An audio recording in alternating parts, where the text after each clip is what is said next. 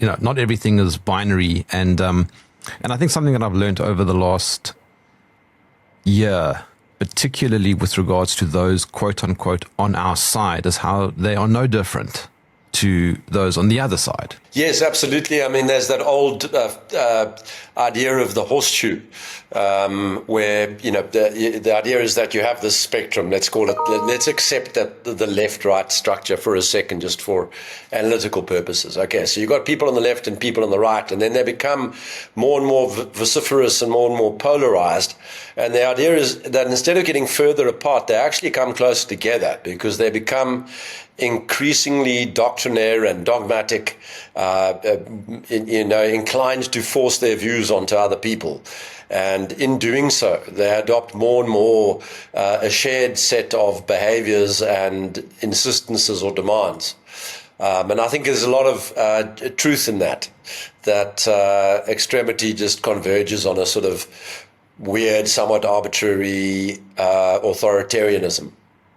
Which certainly feeds into the conversation that you and I had some time back about the whole left-right dichotomy being pretty I've pointless. discussed that one so many times. I'm bored with it. There is no left-right. It's not a useful construct. I mean, people defend it because there's so much political writing that's based on it, and the framings come to mean something because of that writing. But I just really find them somewhat empty.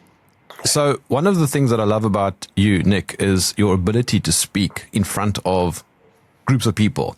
And I watched a documentary a while ago, maybe 2 weeks ago, and there was a clip of you speaking in Europe. You've done a lot of this kind of thing over the last few years, haven't you? Hundreds of talks, yeah. And it is a strange thing. I sometimes wonder, at what point did I become completely, I don't have any sense, now I'm talking in front of people. It's the same as if I was talking to myself or just to one person. What strange thing does that highlight about my psychology? That it's sort of never a threatening story. I mean, I invest a lot of time in planning and thinking through what I want to say, but that wouldn't really change if the audience was 1 or 1,000. If there's an event and somebody's asked you to think about something and come and talk about it, then I'm going to, do my best. And Yeah, but I mean, just on that, so where I was kind of leading to was, how have you found general reactions? I know that you spoke recently. Have you seen a shift over the years? I've noticed a recent shift that has totally surprised me. I did 2 recent live audience events, and I love those. It's my favorite, is to be able to look at the faces and see how people are reacting as you're talking, and then you notice somebody who's got he's really upset, or he's objecting to something you're saying, and you can sort of start interacting, even if it's not verbally. You at least get a sense of the ineffable parts of the communication, or the non-verbal parts, I should rather say. So the most recent 2 of those live events, there was one for Professor Tim Noakes's World Nutrition Summit. I'm a huge Noakes fan and a big admirer of his scientific integrity and independence. So I was hugely honored to be presenting there. And I did a talk highlighting the structure of propaganda and propagandized narratives. And the structure of the talk was to show the parallels between the climate change narrative, the saturated fats hypothesis and cholesterolemia hypothesis that led to the whole statins fraud. And then the third one was, of course, the COVID fraud. And I just very carefully went through and showed the audience how the propaganda elements, so what are the key propaganda elements? You start with a latent agenda. You then spew out propaganda to in effect promote the latent agenda.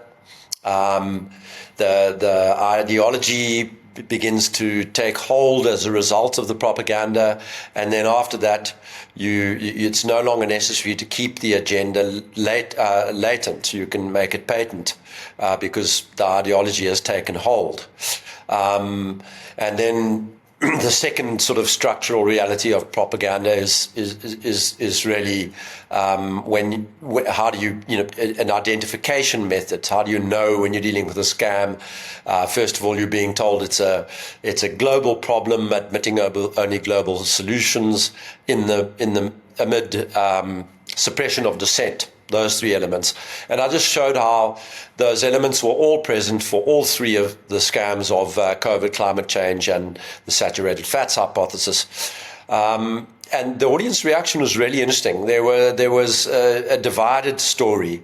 Amongst the audience were doctors who simply did not want to accept the idea that there was no COVID pandemic. They saw the sick people. Their colleagues had patients dying in hospital.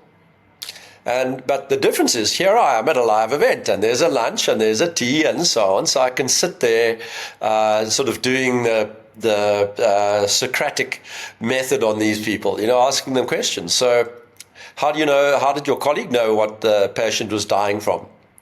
And they would say, oh, there's a PCR test or whatever, and so on. So it affords the opportunity now to do this, conduct this kind of dialogue.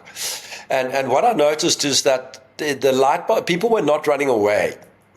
When, for example, I presented at the actuarial convention in 2023, people literally ran away. They couldn't face it. They couldn't discuss it. It was just outside of their bandwidth.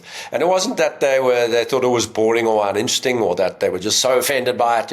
No, they were afraid to discuss it. It challenged too many of their beliefs. Why would they be afraid? Because that's a psychological issue. It's very interesting. I think that at a certain level, people have awareness of the shallowness of their own thinking, that they've just adopted a set of principles, a mantra, a dogma, without ever having understood it.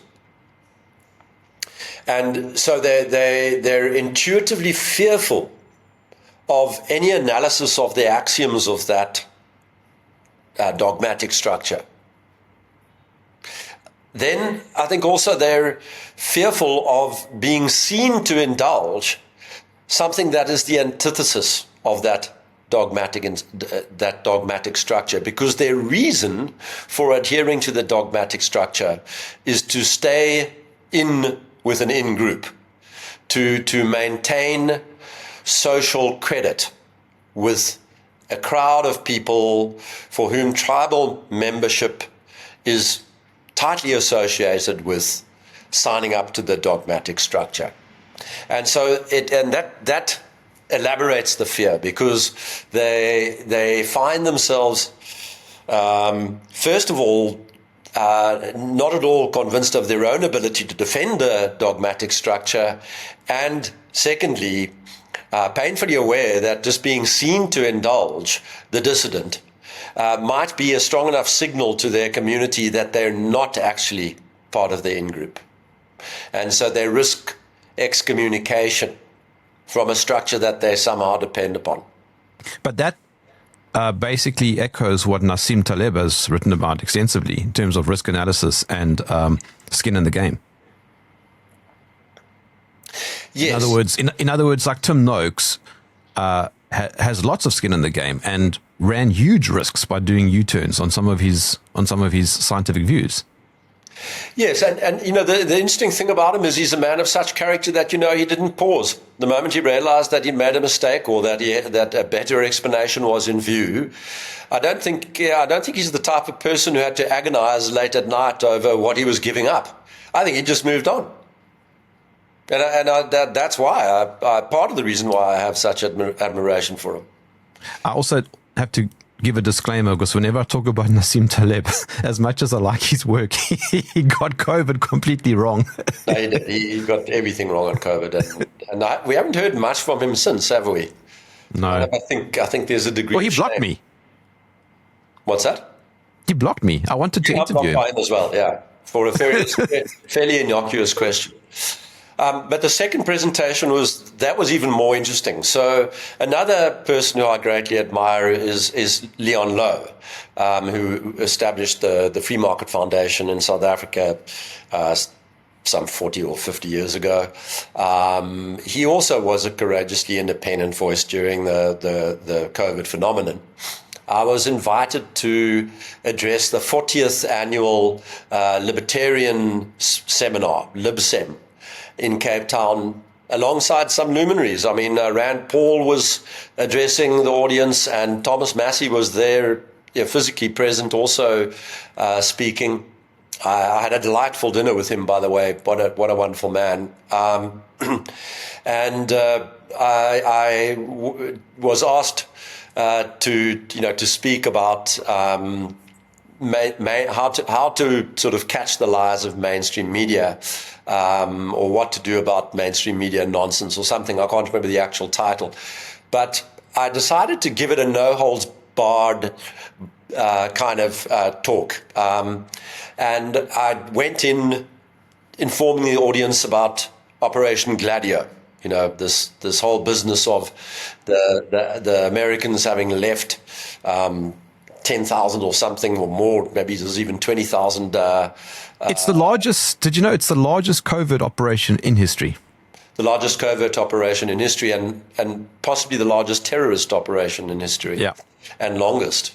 Anyway, so they leave these operatives in Europe and proceed to create a series of destabilization and terror events, including assassinations of sitting presidents, or a sitting president, over the course of some 42 years before the organization is sort of outed in courts and the media. And George Bush Sr., the former head of the CIA, which supervened over Operation Gladio, it was basically forced onto the stage to at least to nominally shut it down. By which time, of course, the entire thing was still operating under the guise of these NGOs like USAID and the National Endowment for Democracy. So they really had no need for a formal CIA structure, an illegal CIA structure. But I went on from Operation Gladio to then discuss the phenomenon of the color revolution and its frequency and how these are propagated around the world. And I really gave it horns. Now, I would have expected 3 years ago for people in that kind of audience to completely switch off. Yeah, conspiracy theorists, blah, blah, blah, all those stupid kind of comments, But not only did they not turn off, but in the audience vote for best speaker, I won hands down. So I was completely taken aback. I decided that I didn't care, and I was going to actually get up there and just go for it, and expecting a little bit of complaint and retribution and whatever. But what I got was the opposite. The audience loved it, lapped it up, and spoke to me in detail afterwards. Wanted to understand more about color revolutions and how they articulated. Do you think we've had one in South Africa? Do we have South Africans who sit on some of these committees, like the NED in South Africa and so on? So, and that was a pleasant surprise for me. In the sort of the days after the seminar, I ended up having an informal dinner party at my house with some of the other speakers and with Leon Lowe, who by the way has just thanks for the invite, Nick. Thanks. Just completed his biography, working with is it Tom Cowan or Tim Cowan? And I've just started reading that. It's a good read. He has had a very interesting life and met very interesting people along the way. Yeah, so I'd recommend that. So let me tell you something I noticed something very funny for the first time. I mean, I sort of consider myself to have made it a bit of a sort of sideline activity to disabuse people of libertarianism. And I say that somewhat tongue-in-cheek. But what I noticed at this seminar is, if you tell a libertarian that you are a libertarian, it'll take them 5 minutes for them to tell you that you're not a real libertarian. Yes. And if you tell them that you're not a libertarian, it'll take them 5 minutes before they tell you you actually are one.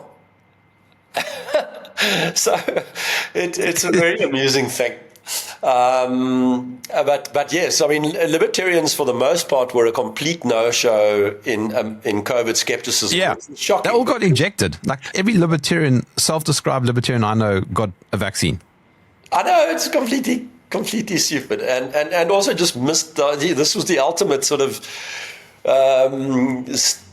authoritarian surveillance state move, erosion of civil liberties and independence and the sovereign individual. It's never come bigger than this on such a scale, and so many of them just capitulated, went along. It's the power of fear, Jerm. It's the power of fear. Yes, I had a conversation with a libertarian. I won't mention his name because both you and I know him. And he always talks about going against the state and, not trusting the government. Yeah. But he got injected, and I said to him, but that's the ultimate trust in the government, because it was the government that told you that there was this deadly pandemic. Yeah. What did you say? Well, it's the typical. Well, it's about choice. So, you see, that's the argument that I think fails miserably. Yeah, no, you needed to spot the intrusion and fight it on all fronts, and not say I'm going to selectively participate. I mean, that's absurd. Because that's the point. That's what you've been talking about is propagandizing. So, in other words, you think you're making a choice, but you actually aren't. Yeah. Also, recently I've noticed, at long last, there seem to be more and more people coming around to the idea, not merely that we should have all been skeptical about the COVID phenomenon, but coming around to the idea that there was in fact no pandemic of any sort whatsoever. I have for many years now, since October 2020, felt rather alone in holding that view that there was no pandemic at all. But over the next, I would say, 4 years, the rate at which people adhered to that view, joining the minority who hold it, was painfully slow. But what I've noticed in the last couple of months is a much greater willingness among, let's just say, more normie people to entertain the perspective. And I think that signals something. I think it's very important. But it goes so much further than that, though. I mean, COVID was a placeholder. Sustainable development, that's it. That everything falls under that category. I would say sustainable development supervenes over pandemics and climate.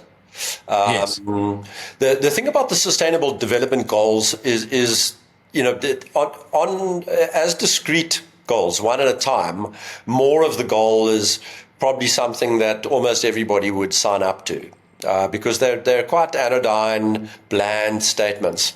But the problem of bestowing upon a highly centralized grouping of people like the United Nations and the people who supervene over them, the ability to decide how you would go about satisfying this panoply of feel-good ambitions, is that, and particularly when you frame those ambitions with absolutely no attempt to provide a framework of trade-off, and with no attempt to prove that those are exhaustive ambitions, that there shouldn't be any other ambitions in life. So you provide a powerful group of people with this list, no basis for trade-off, and no obligation to consider whether there aren't other things that we should value, is that they can then basically do whatever the hell they want. And they do. And what they want is not those goals. What they want is control and this ultimate sort of technocratic surveillance state. They've been aiming for it for more than 100 years. And so, and what they will do is couch every policy statement and determination in the wordings of one or another of these strategic development goals, and that provides the ethical justification for what they're doing. And so the whole framework becomes essentially evil. I hold people in absolute contempt who wear that little SDG lapel badge. I mean, this is you are confessing to, a pathological level of stupidity and a complete void when it comes to ethical nuance when you wear that lapel. Bill Gates, a few years ago, actually said in an interview the 4 major invisible enemies of humanity. I mean, he said it like this: are climate change, pandemics, AI, and nuclear war. Okay, yeah, I want to come. You raise a good point, and I want to come back to it. But it just struck me that I want to highlight a sort of a structural play that's rolled out in several domains. So I pointed to the SDGs lacking a coherent trade-off framework, and so you have this complex of goals and no way to say which is more important than the next, and no way to determine whether it's exhaustive. If you move over into the corporate world, a construct that I've railed against for many years is that of stakeholder capitalism. And the idea there is that you can't manage a company for its owners. No, there are other stakeholders. You need to take them into account.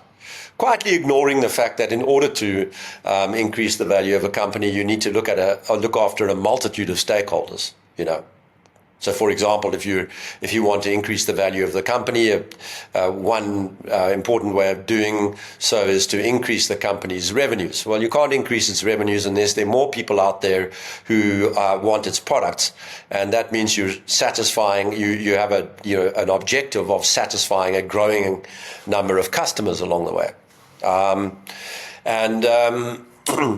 So there's this construct called stakeholder capitalism, and it too now poses that you need to take into consideration multiple stakeholders, but once again, it does so while providing no basis for trading off the interests of one stakeholder versus another, and no basis for determining whether you've got an exhaustive list of stakeholders. So you have the same story again. And then another one in the corporate world, ESG, which stands for environmental, social, and governance reporting. As opposed to just financial reporting, you must now report under these other categories. But once again, it's now increasing the number of objective functions, but not telling you how many brownie points for environment you must trade off for how many financial points. Another one, DEI. Oh no, we need to show that as a corporate citizen we are attending to DEI on a DEI scorecard. And what's that? Diversity, equity, and inclusivity. Okay, but once again, so we got all these objectives, but exactly how many white lesbian HR managers should I trade off for black male mine workers? What is the framework? What's actually being said here? And so it's a malady of our times that we allow people to insert these measurement frameworks and objective functions all over the place, whilst providing no coherent framework for trading them off. I believe if you force them to do that, then the ludicrous nature of these structures would become rapidly apparent, and they'd be far less destructive than they are. Invisible enemies is a very old theme. It's of course, he states it a little bit strongly, because whenever another person is being othered or scapegoated in any kind of way, you're actually creating an invisible enemy, because the othering process involves creating a false image of that person or grouping of people. So you create an enemy that doesn't exist. And I think people do that all the time when they're trying to motivate populations to do things that are not in fact in their best interests. But we saw when in 1972 or 74, I'm not sure, Club of Rome document, where they say, look, we came across this idea of sort of using invisible threats because creating real threats is too expensive practically difficult. So what we'll do is we'll focus on invisible threats, and two very good invisible threats are the threat of a deadly pathogen and the effect of a change in the weather. So the scam has its roots there, and it's all very transparent when you go back 50 years and read what the origins of the supposed climate crisis were. It's impossible not to conclude that all the work that's ever been done on the greenhouse effect, or whatever they want to call it, is complete fraud. But it does make you question then if any of those enemies, which are invisible, are in fact real. Exactly. I mean, but the process of othering is an older one, and that has very tangible effects. And I just see it all the time. I've been dragged onto a number of social media boards, WhatsApp groups, and that kind of thing. And the one group, there's this woman who was quite transparent in terms of her ability, or quite perceptive in her ability to see through the COVID thing, but seems to have fallen for every single scam since. She's very quick to post all the terrible things that these Muslims do. They're so cruel, and they hate women, and they're this, and the next thing. And whilst there must be, there is clearly an element of truth in underlying these kind of othering tactics, the image that they foster is one that's completely divorced from the reality. Yeah. And I'm not somebody who is an advocate of multi-ethnicity, or what is it called, diversity as defined by the woke powers that be. I think it's actually a very dangerous thing. It's something you want to try and avoid. But it's not because I have animosity towards other groups. I just recognize there are differences. I think that from an evolutionary perspective, it's extremely healthy to have different groups of people believing. Well, animals do it. Animals do it naturally. Yeah. So I want there to be other religions, and I want there to be other political perspectives, and other cultural modes, and other languages, and other value systems. I think that's healthy. It creates anti-fragility in the human population overall. But it's just very sad to see how easily manipulated people are, because this kind of othering is not organic. There's an effort at a certain level in a power structure. There's an effort to create polarization amongst the laptop classes, for example, in order to distract their attention from the evil plans that are underway at their behest.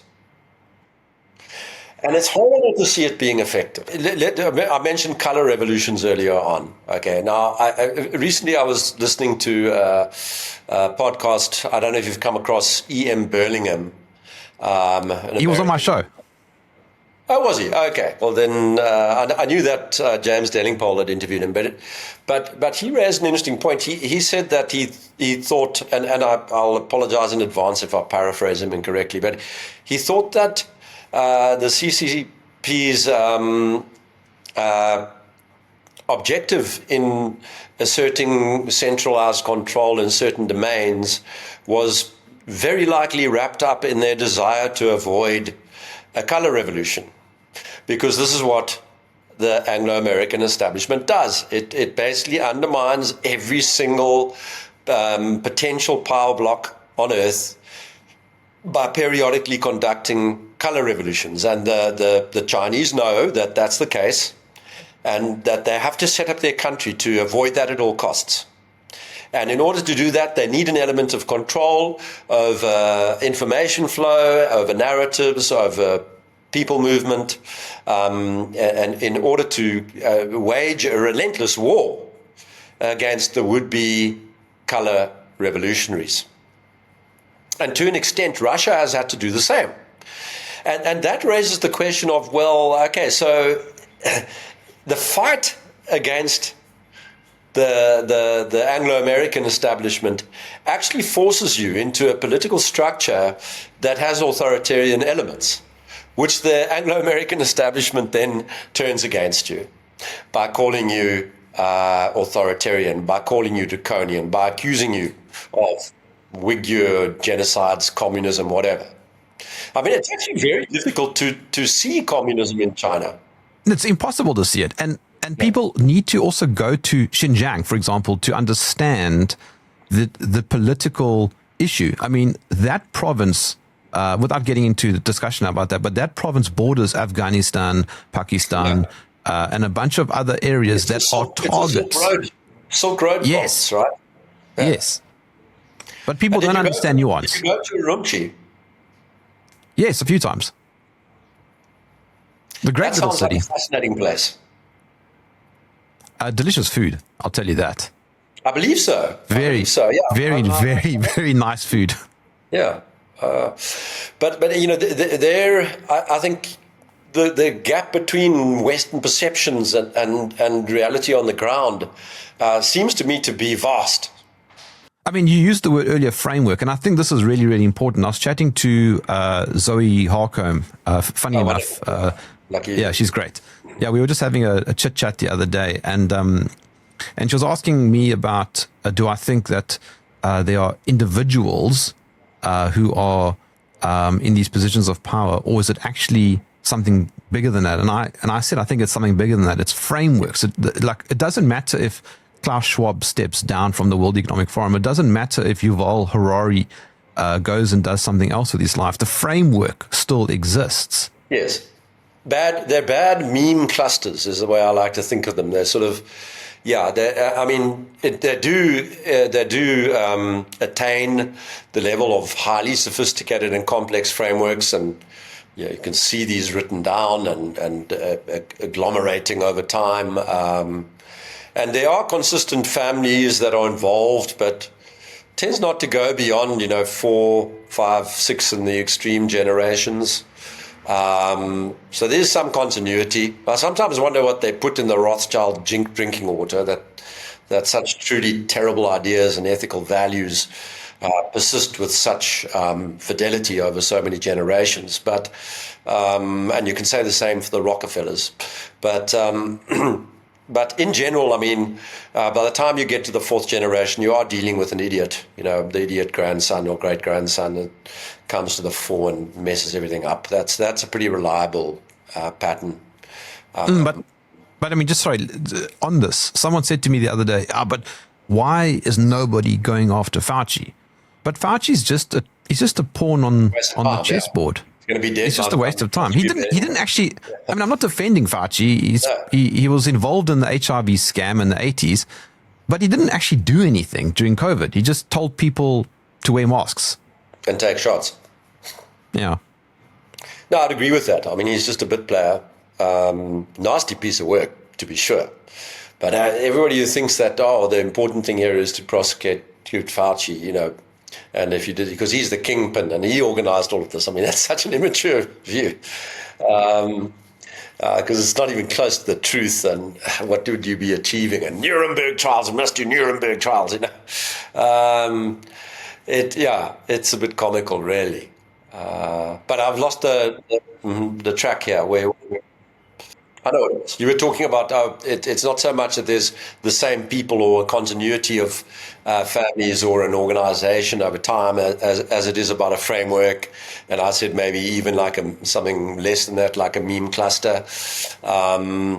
Yes, I think that's the case. And so there's almost like you could call it another way of referencing it would be to call it an ideological battle.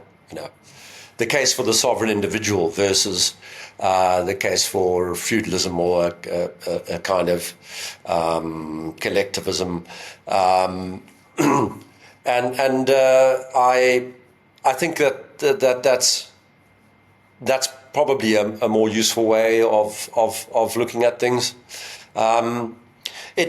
It sometimes comes down to psychological features as well. I was engaged in a discussion with an economist the other day, and what it's often just absolutely annoys me and deflates me about economists is that the field tends to attract these very systematized thinkers, linear thinkers. And so they want to believe that, if they were in charge, it would be very easy to get the country to full employment or to increase living standards or something like this, because all you have to do is just put more resources behind this project and put more money there and build this bigger or employ these people in the government sector, and then they would be able to work in the hospitals and everybody would be able to get health care, and that would create a circular flow and the economy would grow and it would flourish. They talk about these systems as if they're sort of just can be implemented by fiat. And in the conversation with him, I said to him, that is not just wrong, it's not even wrong. It's so far from reality. I described to him what happens when I invest in a business and that business does well and it grows 100%, so it doubles in size. Well, when it doubles in size, it delivers to me the most complex set of problems that need to be resolved by painstaking and complex structural adjustment. You have to repurpose the organization, and I don't really like that term repurpose, because you have to redesign the organization in such fundamental ways, and the process of implementing that new design is so perilous, economically perilous. And it takes decades to learn how to do that properly. And that's just at the level of one fairly small company that you're trying to take from $100 million of revenue to $250 million of revenue or whatever. That process is astonishingly different. And so I say to the guy, look, you can't just scale institutions. You can't just take a small institution and keep all its structures and hierarchies the same and blow it up, expand it. That will lead to disaster.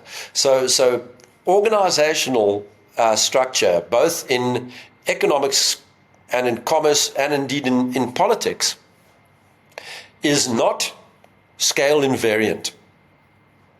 You've got to change the nature of the organization as it grows.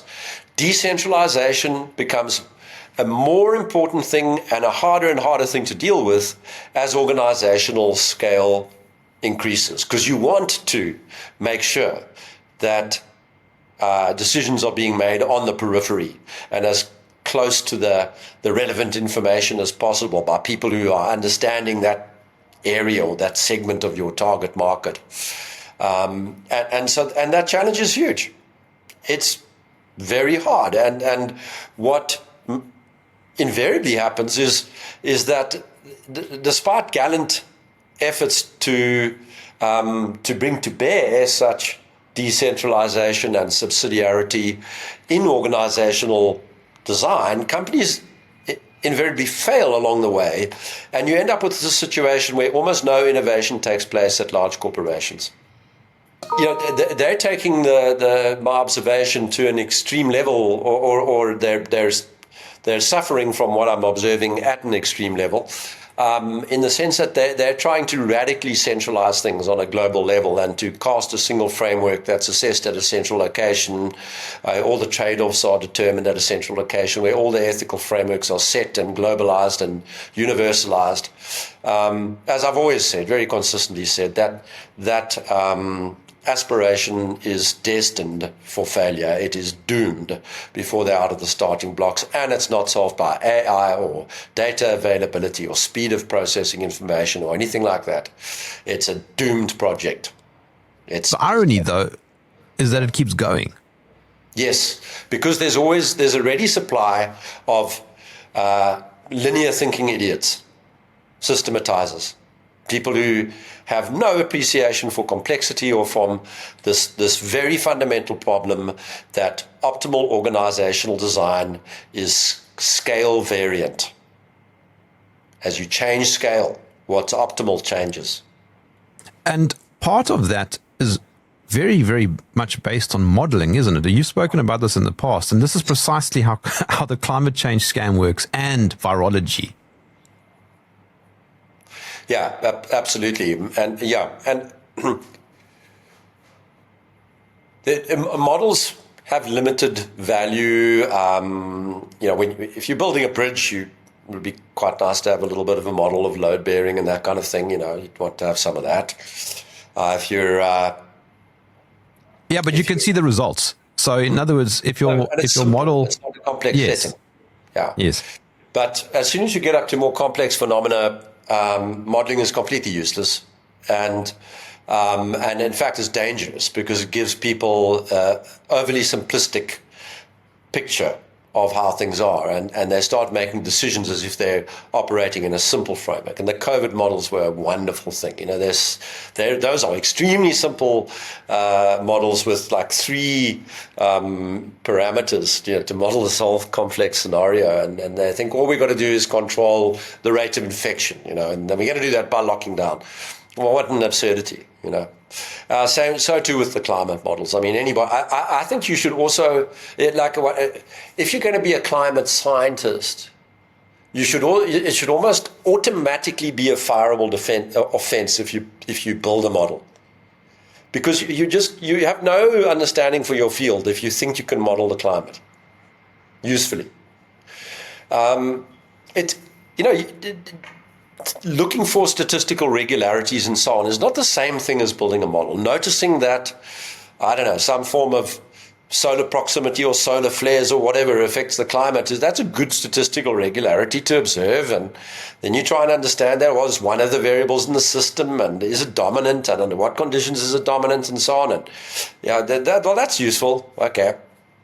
But basically, modeling in the face of complexity is a fool's undertaking. The problem is that this actually applies to a much broader category, because modeling is one example, is an instance of explanation. So within the very broad category, explanations of how reality works, one subset is a mathematical model. Yeah. But the problem we're pointing to here is general to explanations. When faced with complexity, explanations are likely to be hard to come by.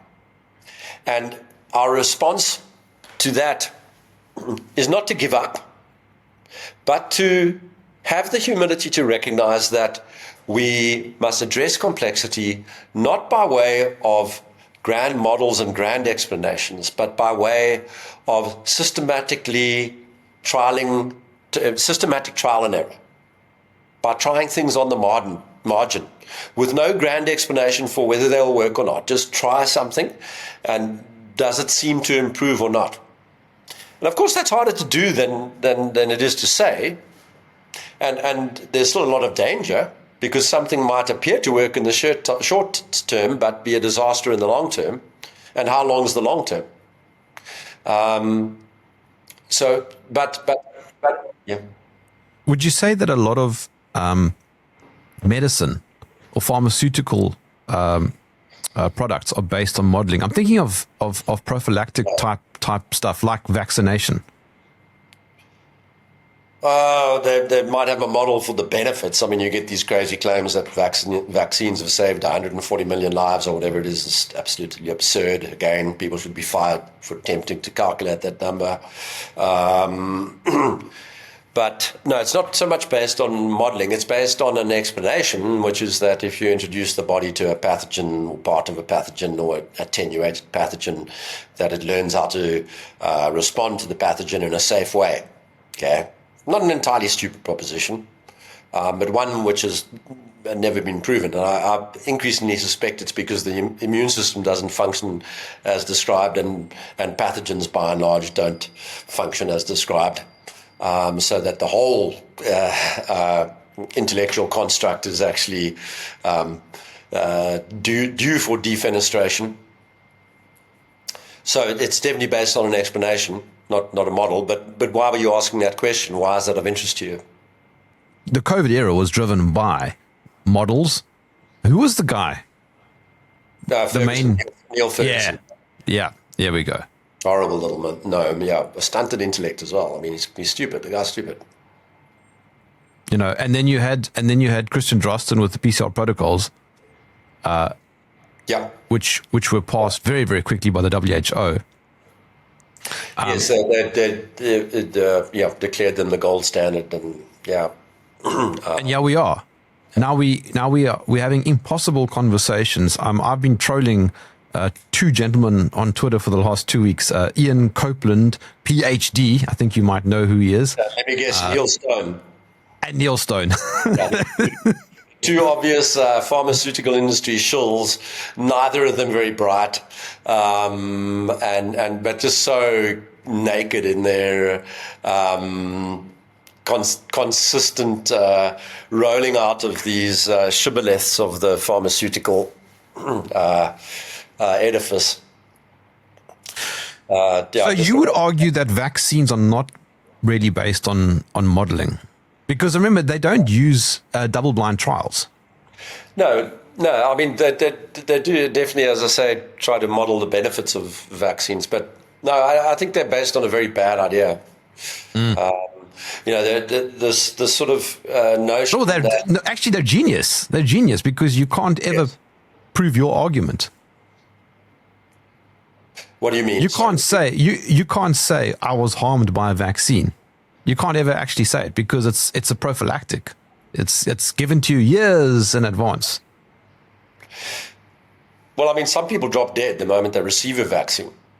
And it's an interesting question about what about the vaccine is harming them. I mean, I'll share my thoughts. To the extent that we have an immune system and pathogens are relevant with respect to our health, I think it's important to understand that the idea of injecting the vaccine into the blood is a bad one. Okay, so that whole category of injected vaccines is a stupid idea, even conditioning on there being an immune system and there being pathogens. But over and above that, I think the understanding of the immune system and what it actually is doing bears a lot of scrutiny. I think what's often interpreted as kind of a system for dealing with non-self elements would be better understood as a system for dealing with toxins, which may be self or non-self. I mean, the idea of toxicity is an important one to understand because every single substance that you can consume or inject is toxic at some dose. There's a notion of a thing called the median fatal dose, median lethal dose, MLD, I think. And so something like coffee, for example, espresso, has a median lethal dose of about a liter. So if you have 40 shots of espresso, you've got a 50% chance of dying. I forget how many liters of water is fatal, but you can definitely drink fresh water until you die. And you'll die quite quickly from a condition called hyponatremia. So everything is toxic at a certain dose. And a lot of the systems in the body are designed to maintain an equilibrium of one sort or another. So the body's full of systems that are dealing with excess or deficiency. And I think it strikes me often that what's described as a system for dealing with non-self is maybe more tangled up with the system of dealing with disequilibrium. And there also this notion of pathogens as being something foreign, something outside the body that comes in and then causes a disequilibrium of some sort. I think that's also ought to be suspended or not taken as strongly or as heavily. I think a lot of these observed structures, bacteria and the like, are in our systems all the time.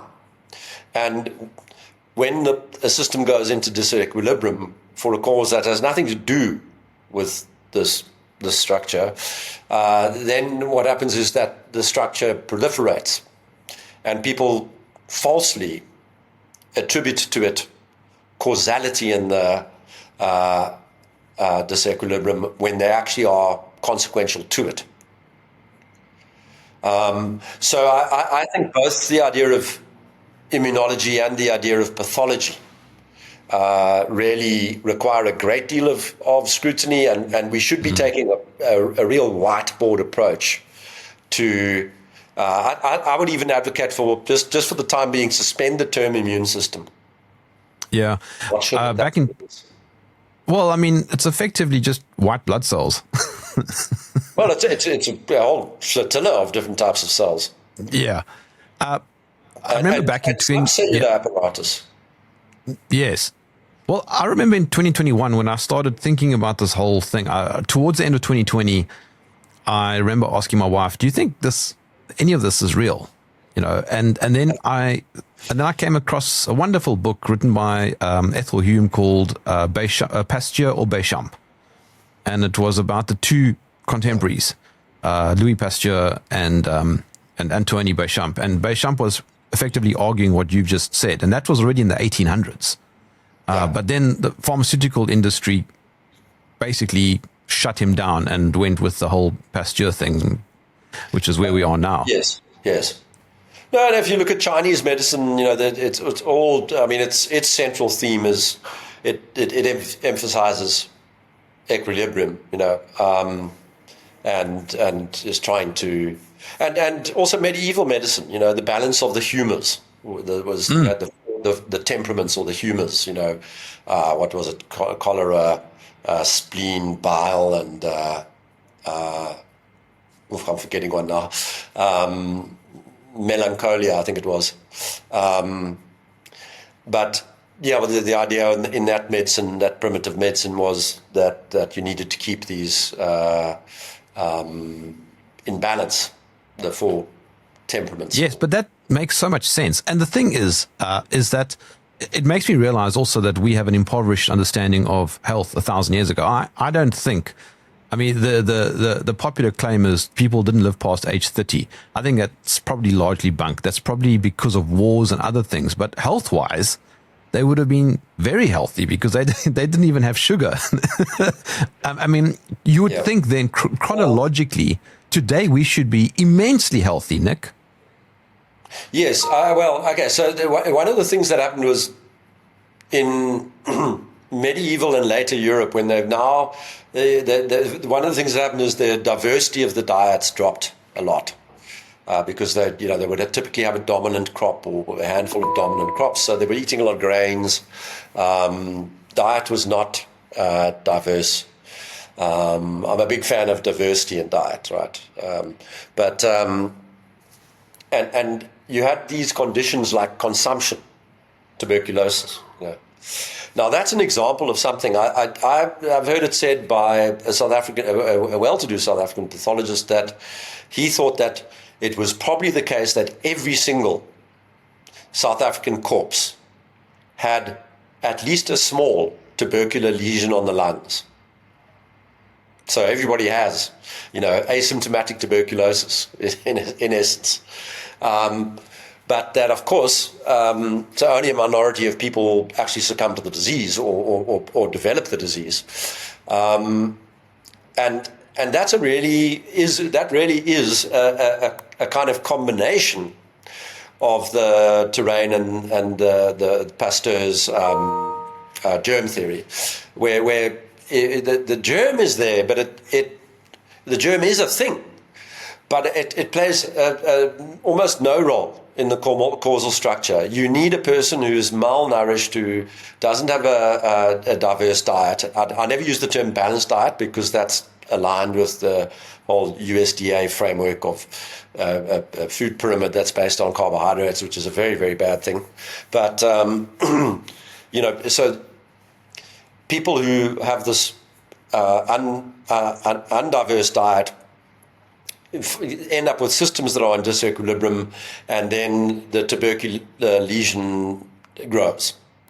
My own daughter was killed by one of these things, a bacterium called Klebsiella pneumonia, which is often referred to as a hospital superbug. It's when people die from the infections from this thing, they often blame nosocomial infection, or in other words, they're blaming the hospital for poor infection control practices. But Klebsiella pneumonia apparently exists in the digestive tracts of nearly all people. So what's happening is there's some instance of leaky gut, is the disequilibrium that led my daughter to be in the hospital in the first place, or the surgery that she went through, did that cause something that is meant to be on the immunological outside, which means inside your digestive tract. That from an immunological point of view is outside your body. So if you've got something in your digestive tract going onto the inside, that's caused by this other discontinuity or disequilibrium, and then that bacterium proliferates in a way that's hard to control and is ultimately part of the causal structure of the death. So I think these things abound. The pharmaceutical industry likes to reduce complexity to a single cause with a single response and a single solution. Yeah, that's right. It's a simplistic model again. It's attraction for the simple narrative. Yeah, so you picked up a virus, that's why you got flu, take the shot. Yeah, but the important thing is, people say, you're going to get tuberculosis if somebody coughs on you. No, I think you could be the Princess Diana of tuberculosis patients and, hugging every single one of them and walking around on a daily basis with TB sufferers. And if you've got a normal diet and are healthy, you have absolutely no elevated risk at all. They can cough on you all day. I think that's the reality, whereas the picture that's presented is, no, well, there's this pathogen and you've got to try and avoid getting it. Just quickly, you mentioned healthy. So I said the other day to somebody, if your system is healthy, then you won't get sick. I mean, that seems to be the correct dichotomy. Almost by definition, right? But then he said, okay, then why don't we live forever? Yeah, that's a whole different subject. That's almost a mechanical subject, or at least a sort of biochemical subject. There's this phenomenon of programmed cell death, apoptosis. It's quite hard to understand, and I don't for a minute believe that it's been fully understood. I've seen explanations for how apoptosis works that include quantum mechanics, which it's quite hairy. But apoptosis or programmed cell death is this phenomenon that we do run into, and it happens, by the way, in a cascading fashion. Once apoptosis hits a certain threshold in the body, it cascades into the rest of the body. So you think people die of like sort of one organ failure, but actually what happens is the body starts collectively dying and other organs start dying, and the whole system shuts down in this cascade of programmed cell death or apoptosis, and that describes death in almost all circumstances. It presents, as far as I understand it, a hard limit. So all of these loony billionaires who are trying various life extension methods and so on, and who believe that they're going to survive long enough to upload their brains into computers, are living a completely delusional lie.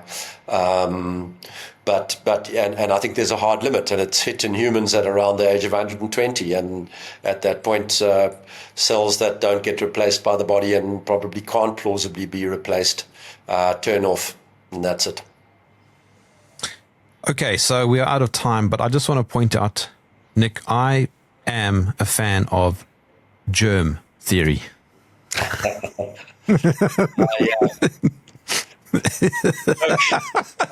Yeah. About a few bottles of wine. Oh, you've got canned laughter. Oh, that's very. I'm not going to try and top that. It's been a wonderful chat, Jerm. Thanks very much, and I hope you have a wonderful festive season, and Merry Christmas to all the viewers out there. I'm sorry if we rambled a bit, but I enjoyed the conversation. Thanks a lot. We were just spitballing, but before you go, Nick, how can my audience follow you? You can follow me on the most heavily shadow banned platform, that is X. My handle is Nick Hudson CT. And I've got a Substack that I'm threatening to crank up over the Christmas holidays. Who knows? That's about it.